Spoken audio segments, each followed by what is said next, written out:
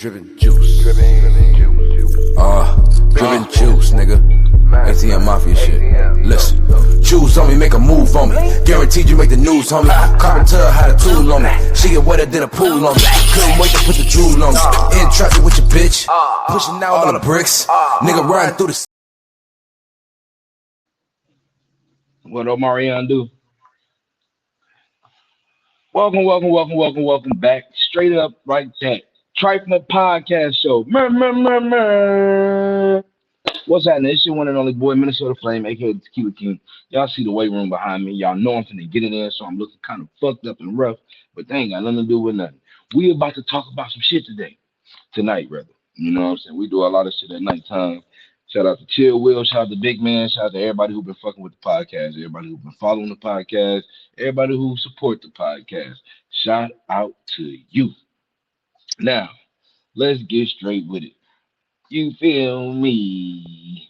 So, we got to talk about some things. First of all, LeBron James is back. The King is back. LeBron James has been out for the first half of the season, the first few weeks, the beginning of the season. Um, so yeah, my man's is back. He's ready to come in full effect. He's ready to play like nobody else been seen him play before in 23 years, because we ain't never seen another motherfucker play but 23 years. 23 seasons, rather, I should say. 23 years and seasons is two different things. And motherfuckers like to get in the comment and try to be real smart when they real dumb. But that's cool. That's neither here nor there. I fuck with y'all like y'all fuck with me. But LeBron James seamlessly and effortlessly just entered the roster.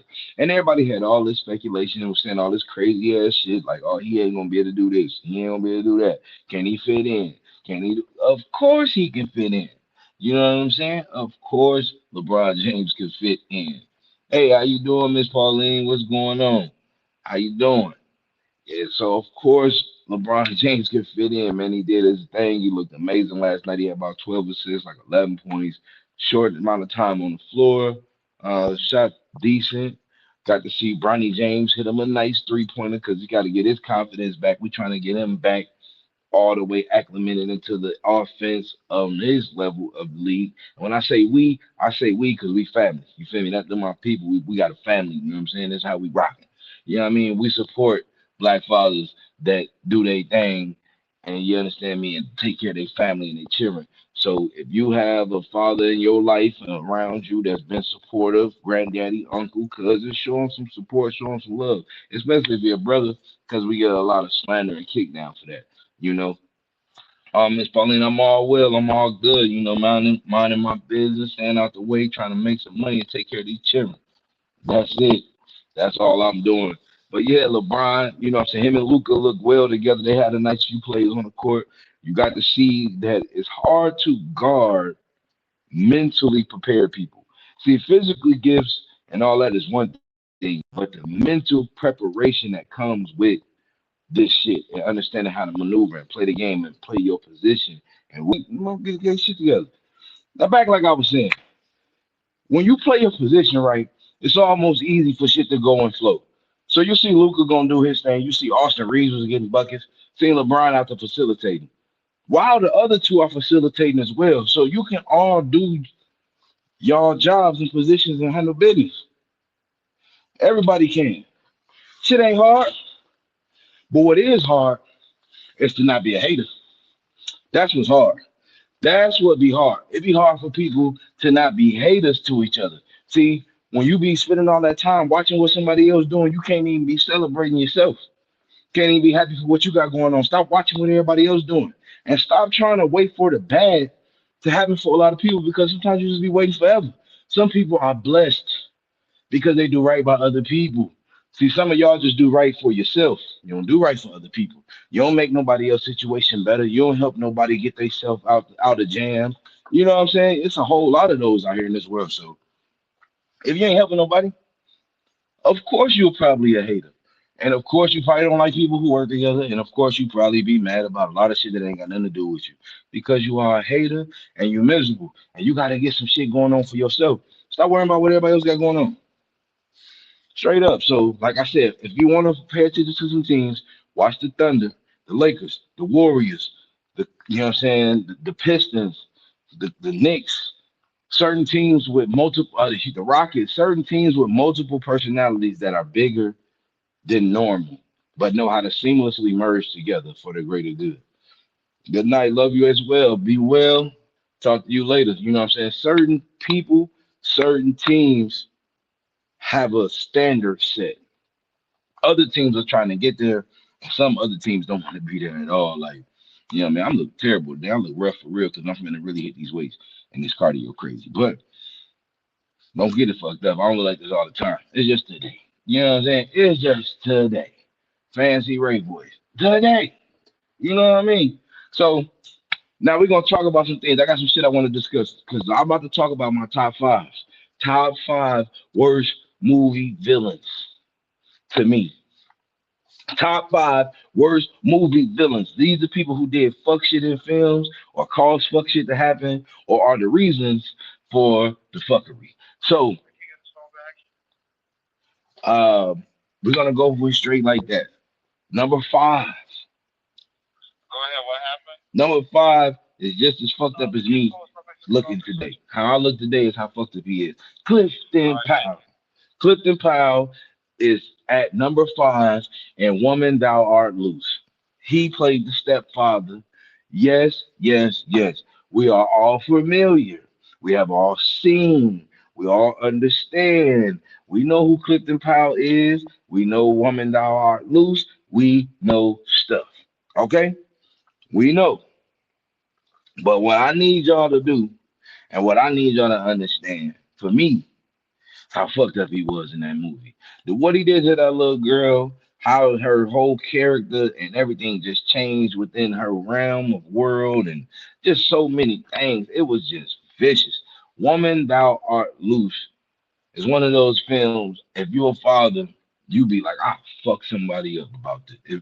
You know what I'm saying? Like that one just kind of hit you in the core, especially when she was out there. You know what I'm saying, playing with the little boy in the front, and then the mom was going all hard on her, talking about she being fast, and the whole time it's her man doing this shit to her as a child.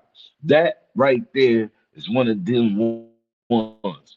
Shout out to the directors and everybody who made that character because that's the kind of character that sticks with a person and that shit has effects on you for life. And shout out to Clifton Powell for being able to embody that role to make us believe because I've watched interviews where he said people really come up to him and have displeasure for him, talk crazy to him, all based on that role. So that lets you know you did your job as an actor, but you was fucked up. You was fucked up for that. So I'm just saying you was fucked up for that. I'm not saying I'm gonna be mad at you in public, but you was fucked up for that. I'm telling you, that was one of them characters. That was one of them characters. And number four for the hoe.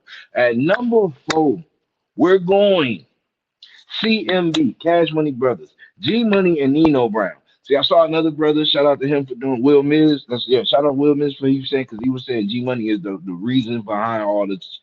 True indeed.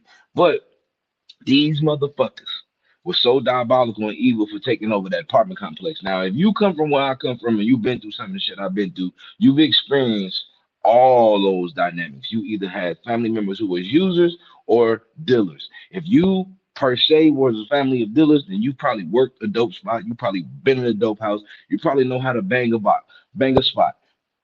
I ain't knocking it. Trust me, I've got my hands in the midst of a lot of things as I was growing up and trying to find my way.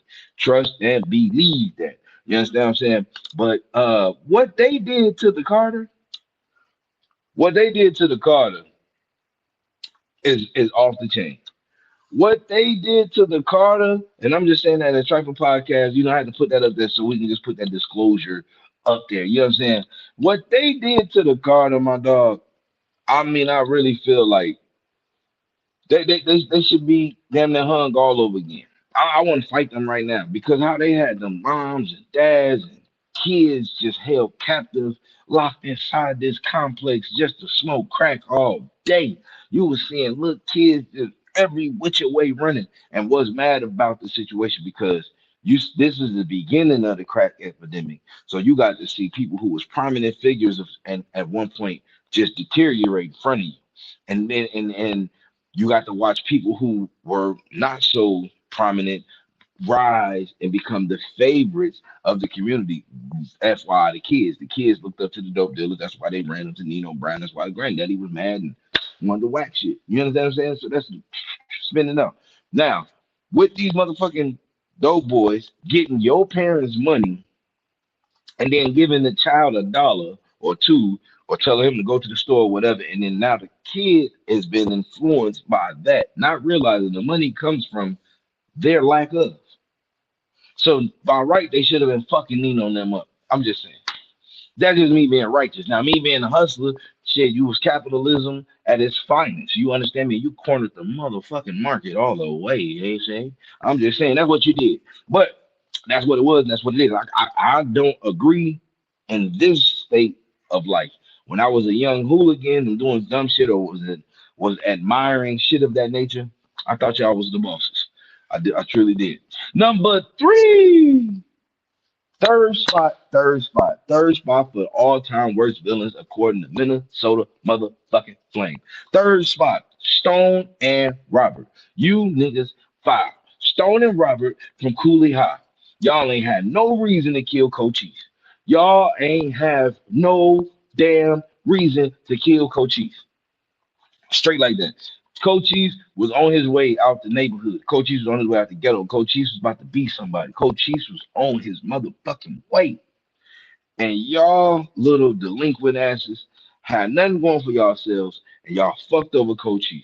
And that's just how it was. And Preach, you know what I'm saying? Preach wasn't no gangster, he was a poet. You know what I'm saying? He was a poet and a player. Ugly than a motherfucker, but he was a player. He was a poet, you know what I'm saying? So he can get the little pretty little gadgets. You know what I'm talking about? Yeah, but Stone and Robert them was bogus. Bogus. They wasn't on shit. They was the homies that wasn't on shit. Really wasn't your homies because you own shit, but you know each other. Y'all grew up together. Y'all come from an impoverished area together, so y'all kind of in the same boat that float. But at the same time, you got a motherfucking yacht waiting on you, and they don't, and they get mad about that. Niggas who see where you come from and recognize where you're going, and they don't have that trajectory of life, usually don't like you.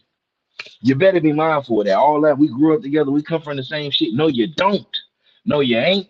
And no, you won't.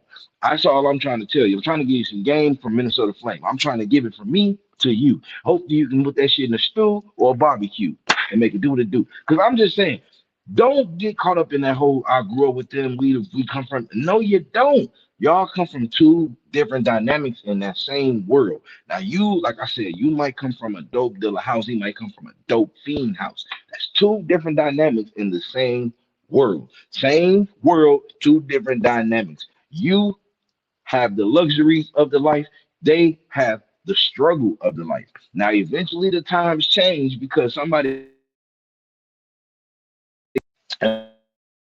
you know what I'm saying? I don't know what, just yeah, there you go. I was about to say, I don't know the fuck just blacked out on me like that, but usually motherfuckers in the dope dealing family end up going to jail. And by going to jail, that's when you get the harsh reality of what the drug fiend family had to ordeal. The hungry nights, the stress, the poverty, the wondering, the hate, the anger, the sadness, all of that starts to spill onto your world.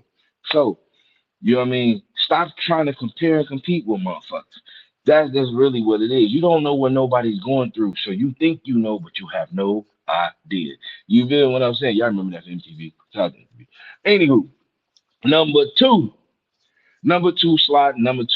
We're gonna give you everything we got. Number two slot for the most all-time worst fucking villain is the foster mom from Antoine Fisher. Funky bitch. That lady was so fucking mean and evil to that young brother. She never even called the man by his real name. She called him nigga with compassion behind it. She said it like he like like that was his birthright name. She the way she used to say nigga to him on Antoine Fisher was some of the wildest, weirdest shit. And it's really one of the movies that made me realize it's different ways to say nigga. How to say nigga, how you mean nigga, what you mean by nigga. Now I ain't even talking about racist ways. I'm talking about within our own skin folk. Now you can't call me a nigga in certain situations and demonstrations. You just can't.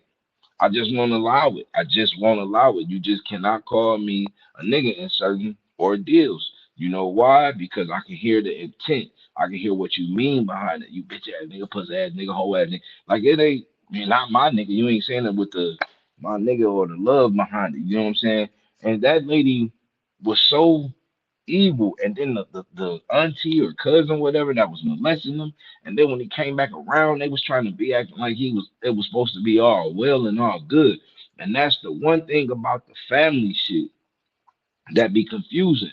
Family and relatives, two different things. They come from one umbrella, but two different things. You get what I'm saying? Family is family, relatives are relatives. Family is who you fuck with, rock with, be with. Relatives is who you have relation to, blood ties with, stuff of that nature. They're not the same. Family is your bubble, and he had a fucked up bubble. He come from a foster care, whatever, whatever. But once he went to the Navy, got with Denzel and got with his woman, whatever, he formed a family. The other people was his relatives, but that was his family. That's what built his strength, helped his character, helped develop the young man and to be something. That's why he was able to recognize how fucked up his relatives was. You see, I keep using two hands: family, relatives. They look the same, might feel the same sometimes, but they different. This left hand is not the same as the right hand. I can't do everything with this left that I can do with this right. That's just how it is. You know what I'm saying? I can learn, I can try, I can trick myself, but the outcome of the work will not be the same. I cut hair for a living. Everybody know I'm a barber. This right hand me. I can fade with the left, but the lining ain't gonna be the same with this left that is gonna bang.